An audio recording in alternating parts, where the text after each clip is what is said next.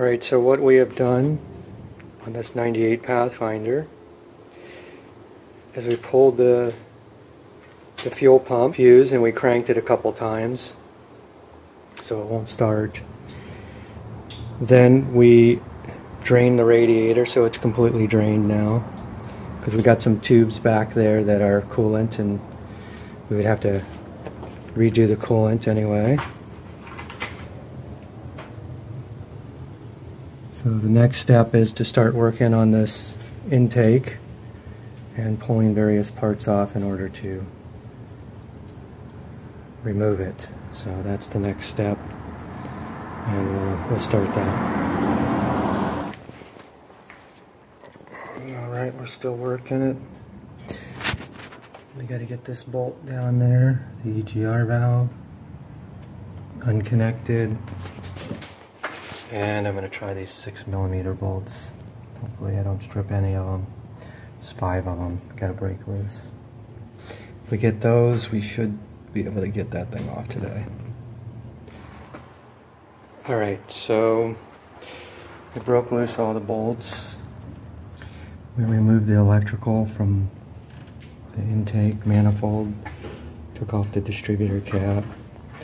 The elbow's gone.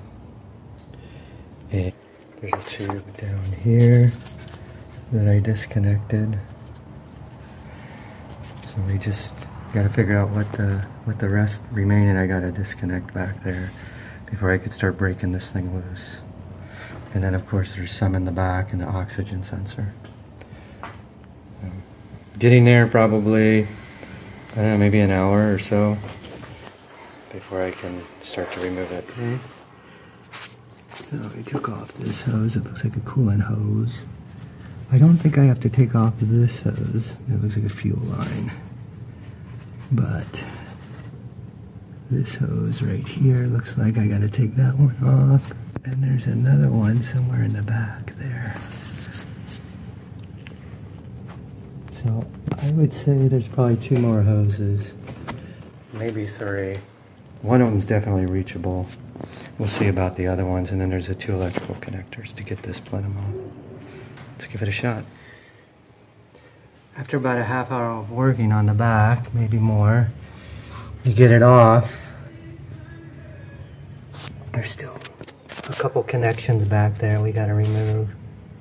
There's 2 of them. A red one comes from the fuel injectors, and then there's another one. One of them looks tough, the other one looks very difficult. We're getting close on this.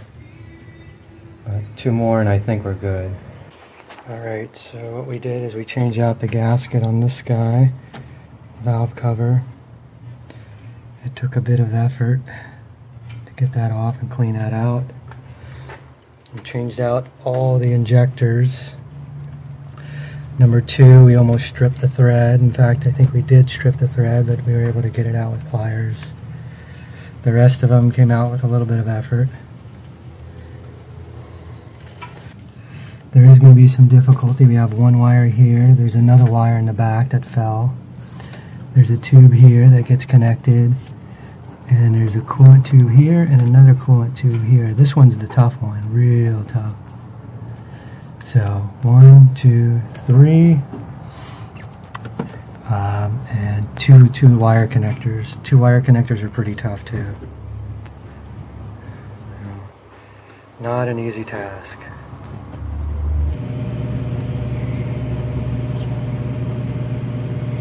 All right, so we have changed out the fuel injectors and replaced the head gasket. Placed 1 spark plug and a PCV valve. This is our engine here. And I'm just going to kind of quickly go over what was done. So obviously the first step is to pull the fuel pump fuse, crank it a couple times, and release the pressure in the fuel lines. Then next we turned the ignition to the on position for 10 seconds and turned it off, disconnected the battery. We drained the radiator here and don't know how to get the reservoir out, so we siphoned that. Let's say we're close to 2 gallons. You know, it's not a real flush, but it's decent. We did see some bad stuff in some of the coolant hoses, so I mean you could use a good flush, but we didn't want to do that. It'd take a lot of time. So here's some of the things we had to do. We had to take off the booster hose, the brake booster hose. There's another little hose down there. You can see my light shining on it right there. You're gonna have to take that hose off. That one comes up and around to under here. There's another one that ties into this circular thing. Actually a couple. Disconnect that wire harness. This hose gets disconnected, and this hose gets disconnected.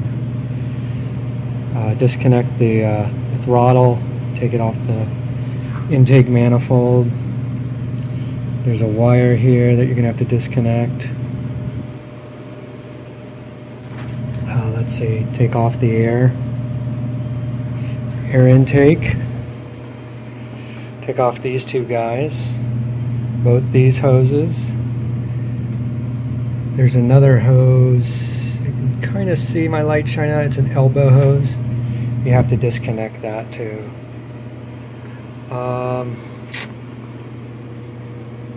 So you have to remove the distributor cap. So take that off. I took out plugs number 2 and 4, left 6 in, because everybody knows how difficult that last boot is to get on. And just kind of set the distributor cap aside. Eventually you'll have to take off this electrical, all this electrical item here. Not too much around here on this side, but there are a couple coolant hoses. This hose right here, very easy to get off. And the next one is right in there. That one's shining the light on. That one's tough. This one you don't have to. This is the fuel intake. And then there are a couple hoses back here. You see the one that my light's shining on? It's a very small one. That one's a real tough one. We got that one on first and took it off last. And then there's one more down. The light's kind of shining on it back there. There's one more. It's an up protruding hose.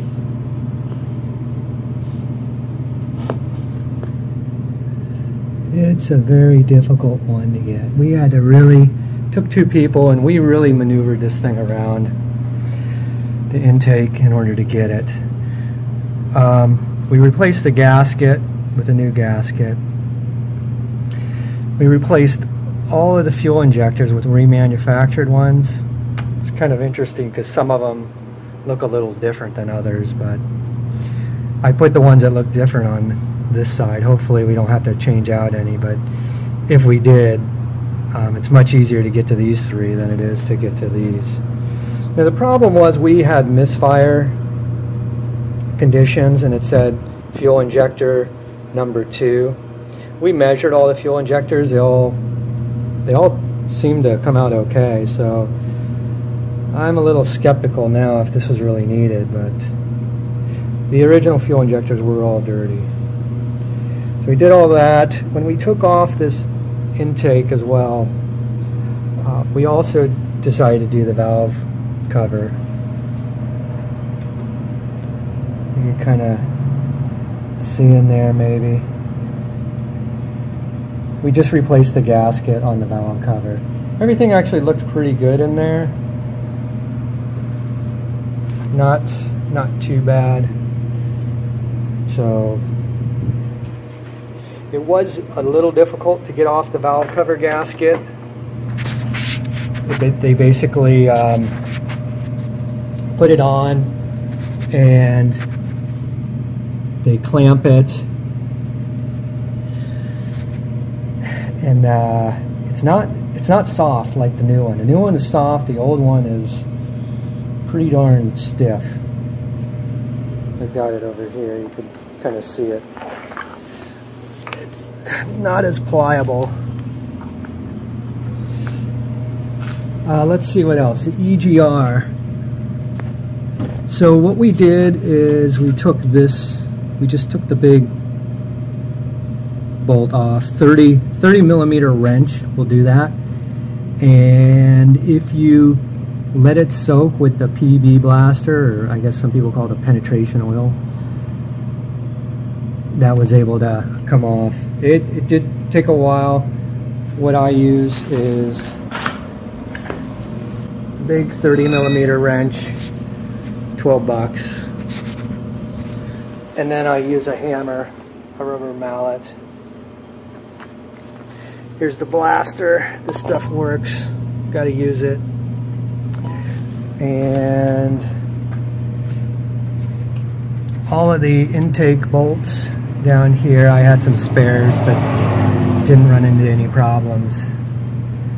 Again, I put the blaster stuff on it, let it sit overnight, and they all cracked pretty easily.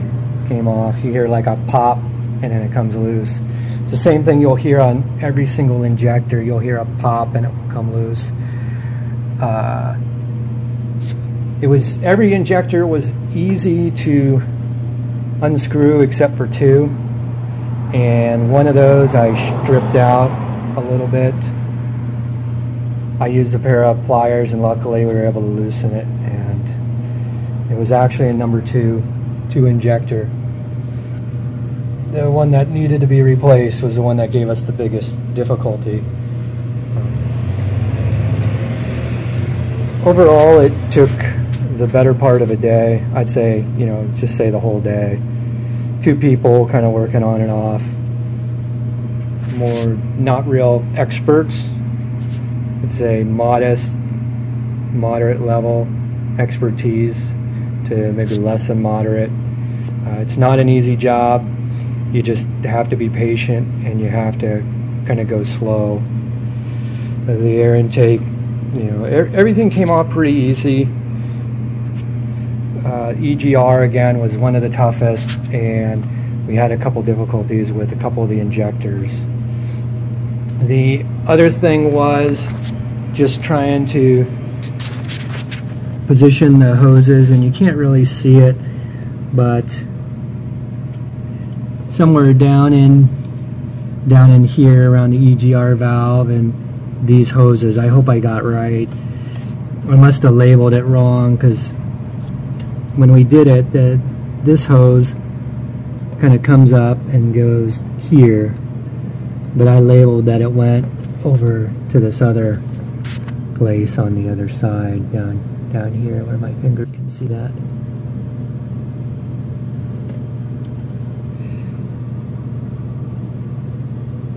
Kind of that hose. We may have the hoses mixed. We're not going to know just yet. But the hoses fit there, so it's really hard to say. This is a 98 Pathfinder, if I didn't already say. I think we got everything pretty much put back together. I got some extra clamps, and when I put back this intake, one of the clamps went missing.